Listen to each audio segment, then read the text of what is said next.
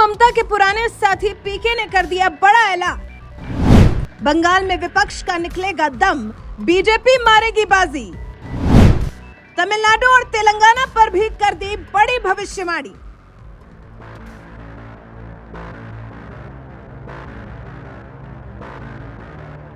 कभी 2 सीटों पर सिमटने वाली बीजेपी आज अगर दुनिया के सबसे बड़े लोकतांत्रिक देश हिंदुस्तान की सत्ता संभाल रही है तो इसकी सबसे बड़ी वजह है नरेंद्र मोदी, जिनके राज में पहले साल 2014 और फिर साल 2019 के लोकसभा चुनाव में ऐसी प्रचंड लहर चली थी कि कई राज्यों में बीजेपी ने क्लीन स्वीप कर दिया था, तो वहीं कई राज्यों में सबसे बड़ी पार्टी बनकर उभरी।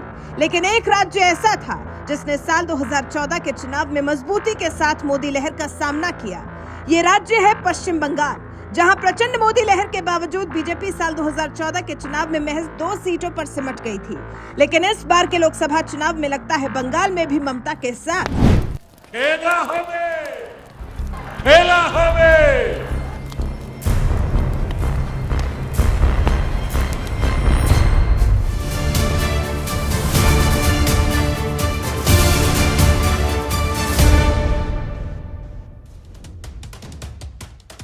ये बात तो आपको भी याद होगी। साल 2014 के लोकसभा चुनाव में बीजेपी को मिली प्रचंड जीत के पीछे जहां मोदी का भौकाल था, तो वहीं चुनावी रणनीतिकार प्रशांत किशोर की रणनीति, जिसके दम पर बीजेपी ने पूरा हिंदुस्तान जीत लिया था। और जब साल 2021 में पश्चिम बंगाल का विधानसभा चुनाव आया तो यही चुनावी रणनीतिकार प्रशांत किशोर ममता को जिताने के लिए बंगाल चले गए। यहाँ भी उन्होंने अपनी दमदार रणनीति के दम पर ममता को बंगाल की सत्ता दिला दी। इसी बात से समझ सकते हैं कि जमीन से जुड़ी राजनीति पर प्रशांत किशोर की कितनी मजबूत पकड़ है। और अब ऐसे मंझे हुए चुनावी रणनीतिकार ने बंगाल में बीजेपी की जीत को लेकर ऐसा दावा कर दिया है जिससे ममता बनर्जी ही नहीं, पूरे विपक्ष की नींद उड़ जाएगी।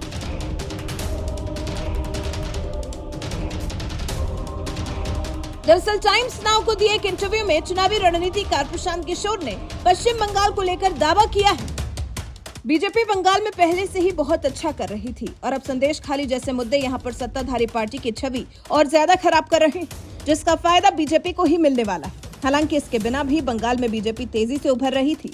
2024 के चुनावी नतीजे उन तमाम लोगों के लिए चौंकाने वाले होंगे जो दिल्ली में बैठकर ये सोचते हैं कि बंगाल में बीजेपी खत्म हो चुकी है। चुनावी रणनीतिकार प्रशांत किशोर ने बंगाल में बीजेपी की बड़ी जीत की भविष्यवाणी यूं ही नहीं की है। शुभेंदु अधिकारी जैसे बीजेपी नेता लगातार जमीन पर उतरकर ममता सरकार के खिलाफ माहौल बनाने में कोई कोर कसर नहीं छोड़ रहे। तो वहीं बीजेपी को भी साल 2019 के लोकसभा चुनाव और 2021 में हुए विधानसभा चुनाव के बाद बंगाल से कुछ ज्यादा ही उम्मीदें हैं, क्योंकि साल 2019 के लोकसभा चुनाव में बीजेपी ने बंगाल में बेहतरीन प्रदर्शन करते हुए 2 सीटों से सीधे 18 सीटों पर अपनी पहुंच बना ली थी। तो वहीं साल 2021 के बंगाल विधानसभा चुनाव में भी बीजेपी 3 सीट से सीधे 77 सीटों पर पहुंच गई थी। बंगाल में हुए पिछले 2 चुनावों में बीजेपी की जीत का ये रिकॉर्ड बता रहा है कि इस बार के लोकसभा चुनाव में भी मोदी लहर का असर देखने को मिल सकता है। यही वजह है कि साल 2021 के बंगाल विधानसभा चुनाव में ममता को जिता चुके चुनावी रणनीतिकार प्रशांत किशोर भी मान रहे हैं कि जो लोग सोच रहे हैं कि बंगाल में बीजेपी खत्म हो चुकी है, उनके लिए बंगाल चुनाव के नतीजे चौंकाने वाले होंगे।